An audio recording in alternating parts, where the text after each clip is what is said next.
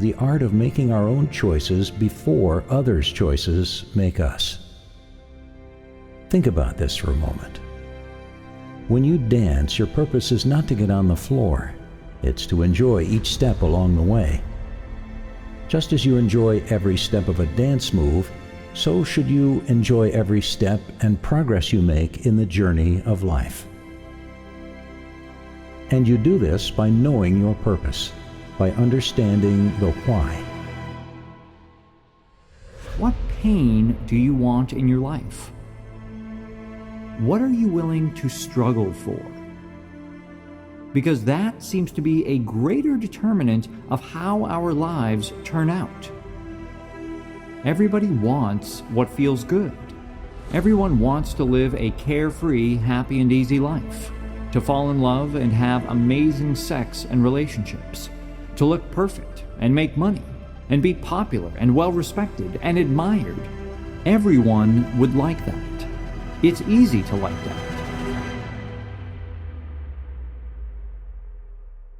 Everybody wants to have an amazing job and financial independence, but not everyone wants to suffer through 60-hour work weeks, long commutes, obnoxious paperwork, to navigate arbitrary corporate hierarchies and the blasé confines of an infinite cubicle hell. People want to be rich without the risk, without the sacrifice, without the delayed gratification necessary to accumulate wealth. Everybody wants to have great sex and an awesome relationship, but not everyone is willing to go through the tough conversations, the awkward silences, the hurt feelings, and the emotional psychodrama to get there. Why are you embarking on a journey? Any journey? Why are you on the quest, on what sets your soul on fire? Why? You see, the beauty of human existence lies not in just staying alive, but in finding something to live for. So, knowing the why is of utmost importance. And when you do, write it on your heart. Visit what you have written every day. Ensure that your decisions and actions daily are aligned with these intentions. You must be intentional in your doing. Now, in pursuing your intentions, you would learn daily.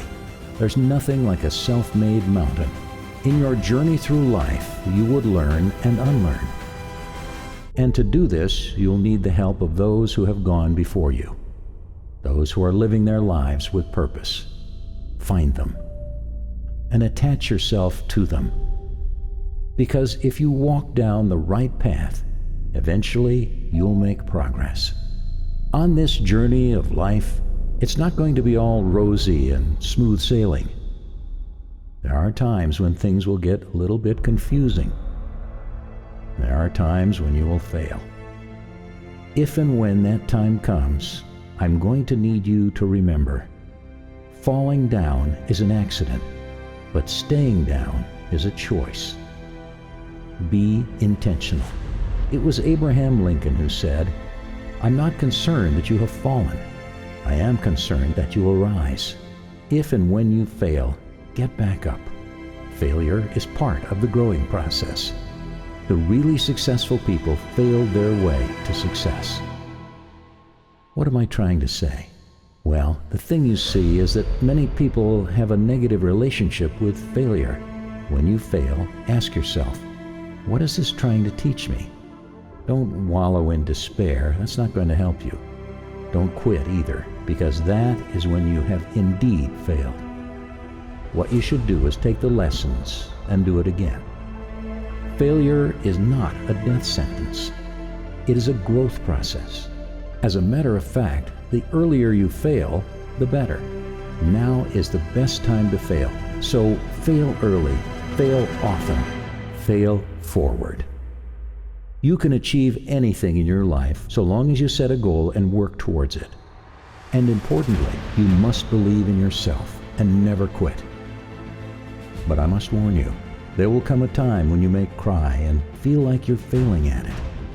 Those days when you struggle, want to give up, and don't want to face the world. Remember this. These are the days that define you. Don't quit. Life will throw stones at you. It will get hard sometimes because of the world we have created. But if you stay strong and keep going, then you get to a point where you find out that it was worth it. There's a common saying that when life throws lemons at you, what do? You make lemonade from it. If you feel you've failed at life, you must develop the courage, the strength, and the wherewithal to rise above this failure. And you can only do this when you're intentional in your actions to rise again. What is it that you want out of life? What is it? We all want something. What's yours? Visualize that thing that you deeply want, and now ask yourself, how can I get it? When you visualize success against your fears, your mind starts subconsciously building the will and the skills you'll need to achieve the results. Your intentions will guide your actions. When you know and can visualize what it is you want, you have to prepare for it. You have to think long term and then educate yourself. But most importantly, you have to practice. Practice and prepare for the steps that are to come in achieving your goals. Don't just be docile and be comfortable watching from the sidelines saying to yourself, "Oh, someday in the future my time will come." No. Don't do that to yourself. Get involved in every growing process, I beg of you. As Mark Twain said, 20 years from now, you'll be more disappointed by the things you didn't do than by the things you did. Never forget, cowards never start, the weak never finish, and winners never quit. If you find yourself wanting something month after month, year after year, yet nothing happens and you never come any closer to it, then maybe what you actually want is a fantasy, an idealization, an image, and a false promise. Maybe what you want isn't what you want. You just enjoy wanting. Maybe you don't actually want it at all. Sometimes I ask people, how do you choose to suffer? These people tilt their heads and look at me like I have 12 noses. But I ask because that tells me far more about you than your desires and fantasies. Because you have to choose something. You can't have a pain-free life. It can't all be roses and unicorns. And ultimately, that's the hard question that matters. Pleasure is an easy question. And pretty much all of us have similar answers. The more interesting question is the pain. What is the pain that you want to sustain? It's the question that can change your life. It's what makes me, me, and you, you. It's what defines us and separates us and ultimately brings us together. Who you are is defined by the values you are willing to struggle for. People who enjoy the struggles of a gym are the ones who get in good shape. People who enjoy long work weeks and the politics of the corporate ladder are the ones who move up it. People who enjoy the stresses and uncertainty of the starving artist lifestyle are ultimately the ones who live it and make it. This is not a call for willpower or grit. This is not another admonishment of no pain, no gain. This is the most simple and basic component of life. Our struggles determine our successes.